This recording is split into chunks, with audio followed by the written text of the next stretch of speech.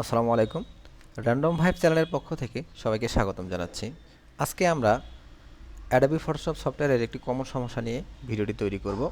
আমরা যারা ফটোশপ সফটওয়্যারটি ব্যবহার করি অথবা যারা নতুন ইউজার, তারা মোটামুটি সবাই একটা কমন সমস্যার সম্মুখীন হবেন।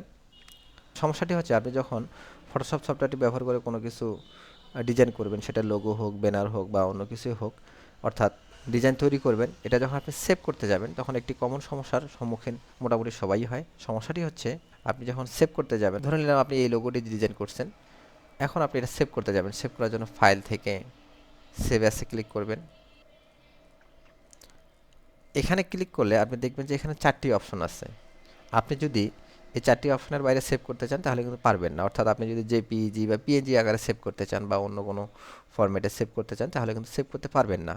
এই সমস্যার সমাধানের জন্য কয়েকটি পদ্ধতি আছে, আমি এখানে পদ্ধতিগুলো দেখাচ্ছি। আপনি যদি ভিডিও শেষ পর্যন্ত দেখেন তাহলে আশা করি আপনার এই সমস্যাটি সমাধান হয়ে যাবে। এজন্য আমি এখানে ক্যান্সেলে ক্লিক করলাম। আপনার লোগোটি ডিজাইন হয়ে গেলে বা আপনার ডিজাইনটি রেডি হয়ে গেলে আপনি ফাইল থেকে সেভে কপিতে ক্লিক করবেন। এখানে ক্লিক করলে দেখবেন যে আপনার সবগুলো অপশন চলে আসছে। আপনি যদি জেপিইজি আকারে সেভ করতে চান তাহলে জেপিইজি সিলেক্ট করবেন, অথবা পিএনজি আকারে সেভ করতে চাইলে পিএনজি সিলেক্ট করবেন। এভাবে আপনার যে অপশনটি প্রয়োজন সেই অপশনটি আপনি সিলেক্ট করে দিয়ে সেভ করতে পারবেন। এটা একটা পদ্ধতি গেল। এই পদ্ধতির ক্ষেত্রে একটা সমস্যা আছে। আপনি যখন ফাইল থেকে সেভে কপিতে যাবেন, অনেক সময় দেখা যায় ফটোশপে এই সেভে কপিটা হাইড হয়ে থাকে, এই রিভার্টের মতো। রিভার্টটা যেভাবে আছে আপনি দেখতে পাচ্ছেন কিন্তু কাজ করতে পারতেছেন না।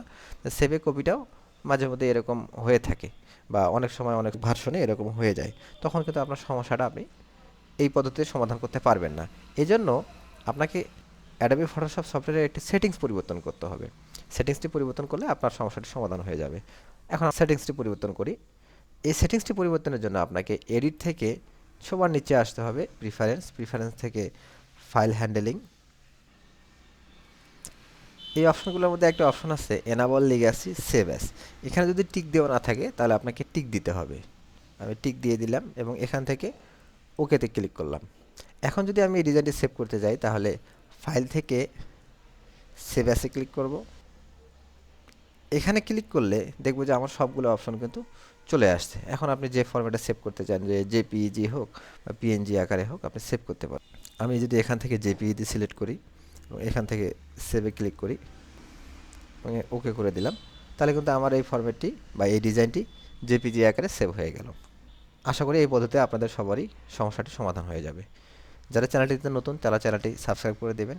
ভিডিওটি ভালো লাগলে অবশ্যই লাইক করবেন, এবং যদি আপনাদের কোনো প্রশ্ন থাকলে তাহলে অবশ্যই কমেন্ট বক্সে জানাবেন। ধন্যবাদ সবাইকে।